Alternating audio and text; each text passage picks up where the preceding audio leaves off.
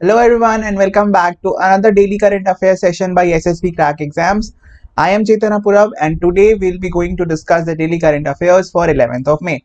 So let's begin. And talking about SSB Crack Exam, so this is a one-stop solution for all the major defense-related examinations like CDS, NDA, FCAT and INET. For more details regarding the courses that we offer, you can visit our website learn.ssbcrackexams.com. For regular updates of current affair videos and other SSB related videos, you can follow and subscribe to our YouTube channel. Don't forget to follow us on Instagram where we come live very oftenly, and also don't forget to download our app SSB Crack Exams, which is available for Android on Google Play Store. Okay guys, so let's move ahead and we shall start with the question of the day from yesterday's session. In fact, Saturday's session. So the question that I asked you guys was about what is AIIB. So there was a news about AIIB in the previous session that we discussed, that is Asian Infrastructure Investment Bank, Asian. And let's read about it. So what is it? So the Asian Infrastructure Investment Bank, it is a multilateral development bank and that aims to support the building of infrastructure in the Indo-Pacific region.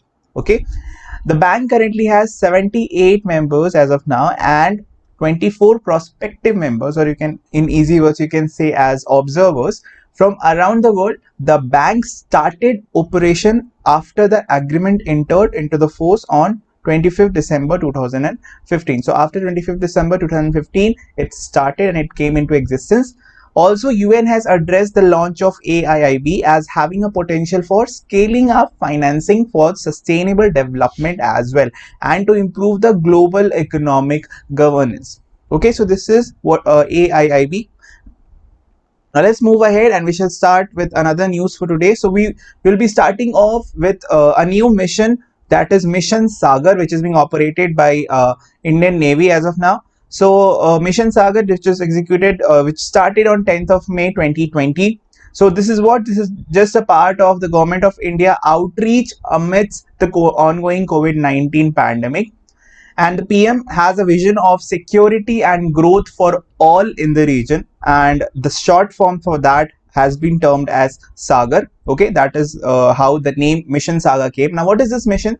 So basically Indian naval ship Kesari will depart to the countries like Maldives, Mauritius, Seychelles, Madagascar and Comoros. For what? For providing food items. Approximately 900 tons of food items will be transferred and exported to those countries who actually need help in terms of what? COVID related medicines, including HCQ tablets, which is hydrochloroquine, and special Ayurvedic medicines as well to boost immunity and counter the disease, with medical assistances as well. And there are some medical assistance teams will also be available for that, right? The operation is being progressed in close coordination with two different ministries, that is Ministry of Defense, as the Navy is involved, and the Ministry of External Affairs. Apart from that, other agencies of the Government of India is also involved in this. Okay, so this is a very good initiative and a positive response by the Indian government. Now let's move ahead. Our another news is about NTPC. So NTPC, there are three plants of NTPC which has achieved 100% PLF. Now what is this PLF? PLF is plant load factor, and as of 9th May 2020, three of its total thermal power stations out of 24 thermal power station of NTPC, three of those thermal power stations have achieved 100% plant load factor, and in fact some of them has also achieved over 100% plant load factor, which is a very good sign, right? So which are the those three you can say the thermal power stations? So NTPC in Vindhyachal, which is present in Madhya Pradesh, then NTPC Talcher Kaniha, which is in Odisha, and NTPC Sipat, which is in Chhattisgarh, with capacity of 4760, 3000 and 2980 megawatt respectively, have achieved 100%, or in some cases, especially if I talk about Vindhyachal, it has achieved more than 100% of plant load factor. Now what will happen? What is the significance of this plant load factor? So it demonstrates the exceptional operational efficiency and optimum capacity utilization by the thermal power plant. Okay, so which is a very good sign. In total, if I talk about, so in all across the country, NTPC has 70 power stations, among which 24 of those are coal based, 7 of them are combined cycle or liquid fuel based, one of them, only one, is the hydrothermal power plant, and rest are renewable and JV power stations. Okay, so this was about NTPC. Now let's move ahead. In a recent development by DRDO, they have developed an automated UV systems that will be used to sanitize electronic gadgets and papers and currency notes, etc. Right? So why for electronic gadgets we needed something related to UV system for sanitization? Because we cannot directly spray alcohol or any liquid based disinfectant to disinfect those electronic devices, right? You cannot directly spray, for example, if it is your laptop, you cannot directly spray liquid based or alcohol on your electronic device to disinfect. It might lead to malfunctioning of that particular equipment, right? So that is why a UV based sanitization system has been developed by DRDO lab.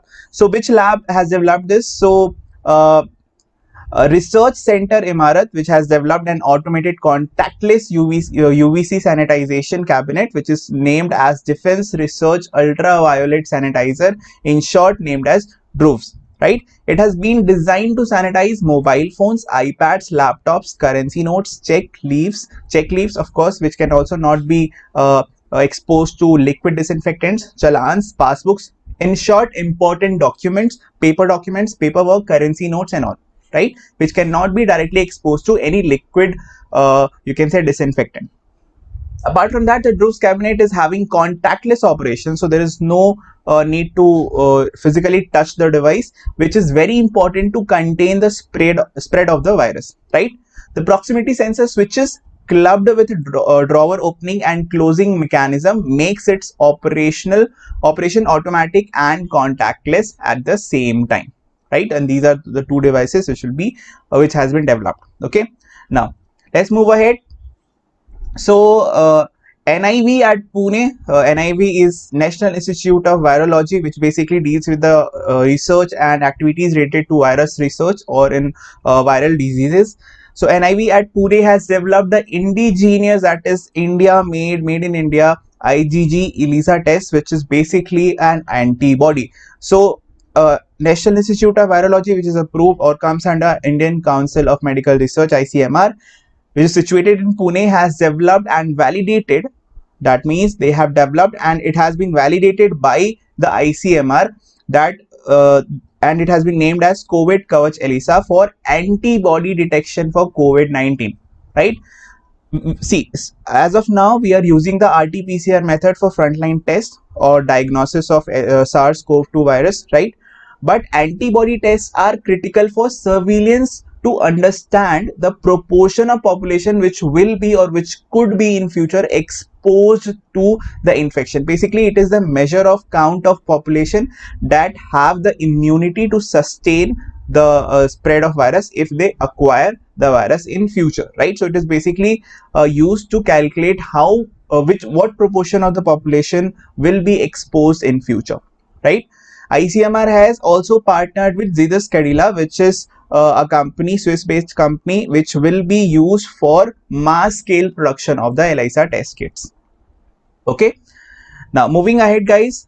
In other news, gradual resumption of selected passenger services by Indian Railways have been started. So, from 12th of May 2020, passenger trains will be restarted with initially just 15 pairs of trains, right? And initially it will be started from New Delhi, and it will connect the cities like Dibrugarh, Agartala, Howrah, Patna, Bilaspur, Ranchi, Bhubaneswar, Secunderabad, Bangalore, Chennai, Thiruvananthapuram, Madgaon, Mumbai Central, Ahmedabad, and Jammu Tawi, right? So this is just a beginning for the start of passenger services by the Indian Railways. Until now, all the passenger services were halted, and only freight service, that is goods train, were in operation. But from 12th of May, it will be restarted again, right? Now, moving ahead, of course, there will be many you can say all the protocols that have been issued by the Indian Railways. Apart from that, the protocols which have been issued, or the guidelines which have been issued by the Home Ministry or the Health Ministry will all those guidelines will also be followed, and social distancing norms and other norms related to COVID-19 diseases will be followed very strictly, right? Now moving ahead. Okay, so repatriated Indians arrive Kochi on board INS Jalashwa from Maldives. Now this news is related to Operation Samudra Setu. We have covered it separately in a different video. You can watch that video on our channel. Now, so INS Jalashwa, one of the ships that went to Maldives on Operation Samudra Setu, and now it has returned to Kochi by taking 698 Indians with them from Maldives initially. And the repatriation completed today was the first part of the operation, as a continuation of which another amphibious ship, which is INS Magar, which is also on its way based at Kochi, left Mali today with 202 Indian nationals, and they are still to arrive to Kochi. Okay, so all in all, you can say total of 900 Indians have been evacuated from Mali successfully, right? Now moving ahead. So today, guys, is 11th of May. That is around 22 years from now. Pokhran 2 was done. Pokhran 2 tests were a series of 5 nuclear bomb test explosions that were conducted by India at the Indian Army's Pokhran test range in May, that is to be specific 11th of May 1998. So two of these operations, which were named as Operation Shakti, three of these missiles, or you can say nuclear bomb, were tested on 11th of May, and furthermore on 13th of May the same year 1998 two more missiles, or you can say nuclear bombs, were tested. And this day this operation is known as Operation Shakti, and this was done with the detonation of 1 fusion and 2 fission, that is nuclear fusion and nuclear fission bombs were done on that particular day. Now let's end our news with the current COVID-19 update in India. So as of 11th of May till 8 a.m., total number of confirmed cases has increased to 67,152, and out of these positive cases, the active cases are 44,029. The number of cured cases has touched the 20,000 mark. So 20,917 people have already been cured and discharged, and with a death toll of 2,206, unfortunately. Now moving ahead, guys, it's quiz time. So we shall start with the quiz. Which of the following INS, that is Indian Naval Ship, has been deployed for Operation Sagar? Don't get confused between Operation Sagar, Operation Samudra Setu, and Operation Vande Bharat, which is in news recently, over which there will be a separate video will be done by me, that will be where I will be covering Operation Vande Bharat in detail, right? So you have to name the ship which has been deployed for Operation Sagar. Your options are Jalashwa, Virat, Kesari, and Magar. So Jalashwa and Magar have been deployed for Operation Samudra Setu. So these are not the correct answer. The correct answer is INS Kesari, which is deployed for Operation Sagar, right? Now moving ahead, the next question is, how many hydropower stations does NTPC has as of now? So out of total of 70 power stations, the correct number of hydropower station that NTPC owns is just 1. So only 1 hydropower station is under NTPC, right? Moving ahead, the correct answer is of course option A.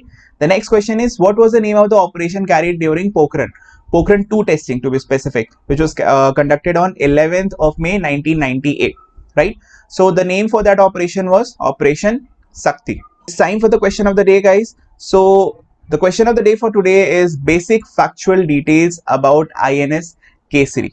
Okay. Now we have discussed about INS Kesari in this particular session, that it has been used for Operation Sagar. So write down the basic factual details. When was it commissioned? What are its capabilities? In the comment section, the correct answer for this will be told in the next session. Till then, guys, be safe, take care, and Jai Hind.